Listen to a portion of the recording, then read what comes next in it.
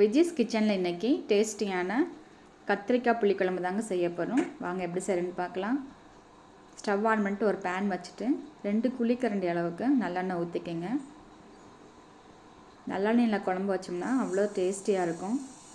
எண்ணெய் சுடானோடனே 1/4 ஸ்பூன் கடுகு, 1/4 ஸ்பூன் வெந்தயம், 1/4 ஸ்பூன் சோம்பு போட்டு பொரிஞ்ச உடனே பொடியாக கட் பண்ணியிருக்கிறேன் சின்ன வெங்காயம் ஒரு கைப்பிடி அளவு எடுத்து போட்டுக்கோங்க.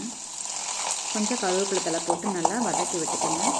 நல்லா வெங்காயம் நல்லா வதங்கின உடனே பெரிய சைஸ் தக்காளி ஒன்று பொடியாக கட் பண்ணது இதில் சேர்த்துட்டு லைட்டாக உப்பு போட்டு மூடி வச்சுருங்க. தக்காளி நல்லா வதங்கட்டும். கத்திரிக்காவை இந்த மாதிரி முழுசாக கட் பண்ணிக்கோங்க. உள்ளே எதுவும் பூச்சிலாம் இருக்கான்னு பார்த்துட்டு யூஸ் பண்ணிக்கோங்க. கட் பண்ணிவிட்டு நல்லா மிக்ஸ் பண்ணிவிட்டு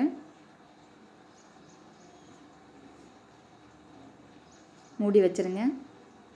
ஒரு 5 மினிட்ஸ் மூடி வச்சா போதும். கத்திரிக்காய் நல்லா வதங்கிடும். நல்லா வதங்கிருச்சு. இப்போ குழம்புக்கு தேவையான மசாலா சேர்த்துக்கலாம். குழம்பு மிளகாய்த்தூள் 2 ஸ்பூன் சேர்த்துக்கோங்க. ரெட் சில்லி பவுடர் ஒரு 1/2 ஸ்பூன் சேர்த்துட்டு நல்லா எண்ணெயிலே ஒரு 2 நிமிஷம் வதக்கி விட்டுக்குங்க. நல்லா வதங்கிருச்சு. புளி ஒரு லெமன் சைஸ் அளவு எடுத்து நல்லா கரைச்சி வடிகட்டி அதில் யூஸ் பண்ணிக்கோங்க. கொஞ்சம் கொத்தமல்லி தழை அதையும் சேர்த்துட்டு நல்லா மிக்ஸ் பண்ணி விட்டுக்குங்க. புளியில் நல்லா சாந்துருச்சு. உள்ள 1 டம்ளர் தண்ணி ஊற்றி நல்லா குழம்ப மிக்ஸ் பண்ணி விட்டுக்குங்க.